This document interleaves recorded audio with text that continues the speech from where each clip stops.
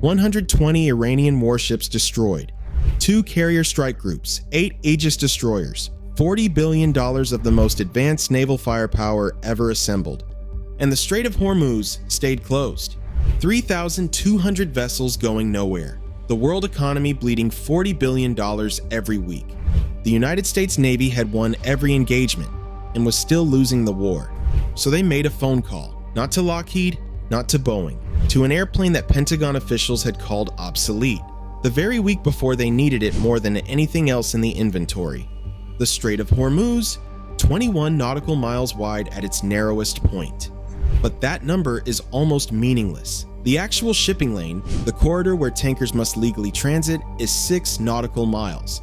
2 miles inbound, 2 miles outbound, 2 miles of buffer between them.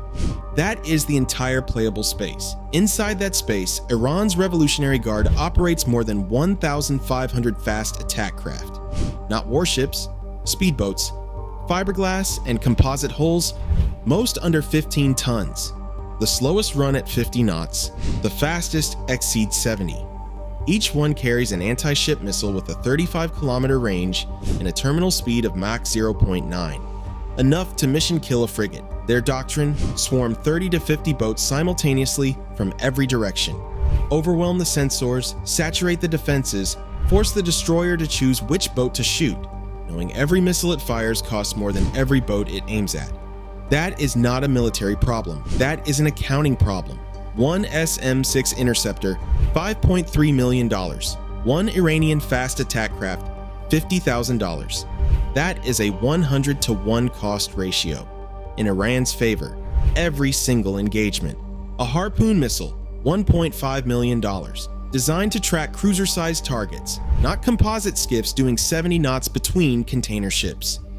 The Navy brought precision surgery to a knife fight, and the knife fight needed something entirely different. Work through the inventory systematically. The Mark 45 5-inch gun fires 16 to 20 rounds per minute, respectable against one target, completely hopeless against 50 simultaneous contacts. The Phalanx CIWS empties its entire magazine in 20 seconds. Reload time, 4 minutes, against a swarm that regenerates continuously. Mathematically useless.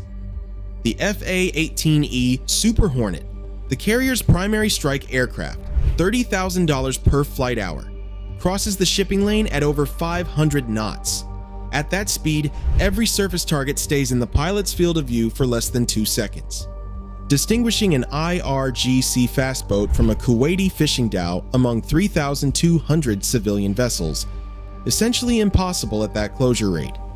The MH-60R Seahawk helicopter, built primarily for anti-submarine warfare, carries 4 to 8 Hellfire missiles per sortie, limited loiter time, vulnerable to the 12.7mm machine gun fire that saturates the strait constantly.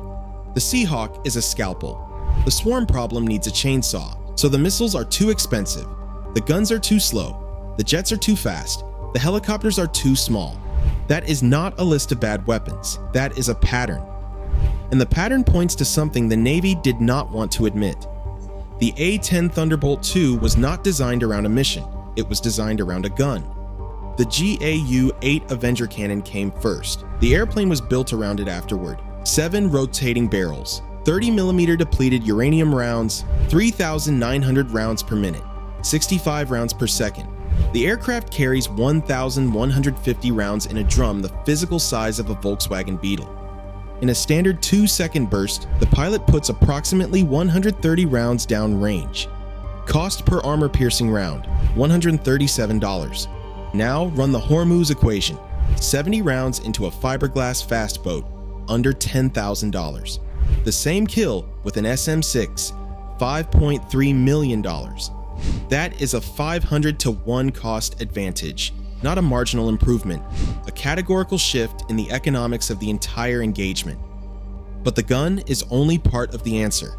For targets at 12 nautical miles, the A-10 carries the AGM-65 Maverick, infrared guided, $170,000 per shot, still 30 times cheaper than an SM-6. For fast boats mixed with drones, it carries APKWS, a laser guidance kit attached to a standard Hydra 70 rocket. $35,000 per shot, precision guidance at the price of a mid-range sedan. The A-10's maximum speed is Mach 0.75. Top Pentagon officials use that number as evidence of obsolescence. They had the equation exactly backwards. When an FA-18E crosses the strait at 500 knots, every surface target remains in the pilot's visual field for less than 2 seconds. Identification is impossible. Engagement is guesswork. The A-10 at 300 knots gives the pilot 2 to 3 times longer to identify, confirm, and engage. The pilot does not rely on sensor readouts on a heads-down display. The pilot looks through the canopy, sees the rocket launchers bolted to the gunnel, sees the military paint scheme, pulls the trigger.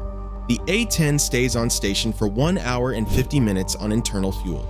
With external tanks over the strait, 2.5 hours. Flying racetrack patterns, scanning, waiting, selecting.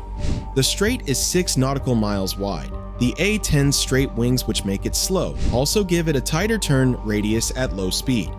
It can bank, reverse, and re-enter its patrol loop without ever leaving the engagement corridor. Flying low over Hormuz means taking fire. The IRGC's coastal installations operate 12.7mm and 14.5mm machine guns continuously. An FA-18 avoids that threat by flying high and loses all target identification capability in the process. The A-10 flies low, absorbs the hits, and keeps shooting, because it was specifically engineered for exactly this scenario.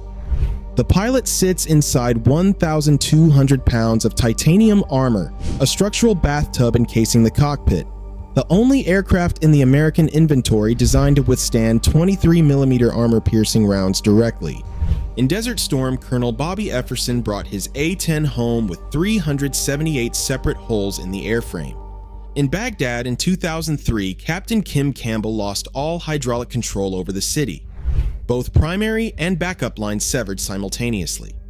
She flew her aircraft home using manual reversion, a system of cables and cranks that bypasses every electronic control surface. She landed safely. The Distinguished Flying Cross followed. That survivability is not history. Over Hormuz, it is the entire operational calculation. One aircraft cannot hold a 6-mile corridor alone, but the A-10 does not operate alone over Hormuz. What is happening above that strait right now is something the American military has never executed in combat before. 3 branches, 1 6-mile corridor simultaneously. Layer 1, the Air Force. A-10s at 3,000 feet. Hunting fast boats and coastal missile positions. The GAU-8 and APKWS for close targets. The Maverick for 12 nautical miles. $19,000 per flight hour. Layer 2, the Army. AH-64 Apaches operating from expeditionary sea bases, floating forward operating platforms for Army aviation. 16 Hellfire missiles each, flying at 200 feet, picking off everything that slips through the first layer. Layer 3, the Navy. Aegis destroyers preserving their SM-6 inventory for the threats that actually justify the cost. Anti-ship ballistic missiles. Cruise missiles flying at Mach 3. Before combined arms, the Navy fired $5.3 million missiles at $50,000 speedboats, draining 90 VLS cells per destroyer in a single engagement cycle. After combined arms, the A-10 handles fast boats for $10,000. The Apache handles close threats for $70,000. The Navy fires nothing until a Mach 3 threat appears that nothing else can stop. Iran's entire swarm doctrine was built to drain those VLS cells. They studied the 2002 Millennium Challenge war game. They built a naval strategy around it. They did not account for a 50-year-old airplane flying at 3,000 feet with a gun that fires 65 rounds per second. The A-10 will retire. Congress has protected the fleet through September 2026. After that, the transition plan remains open. When it leaves, something must fill the gap, because the strait is still 6 miles wide, and the speedboats are still $50,000 each. The right tool wins, not the expensive one.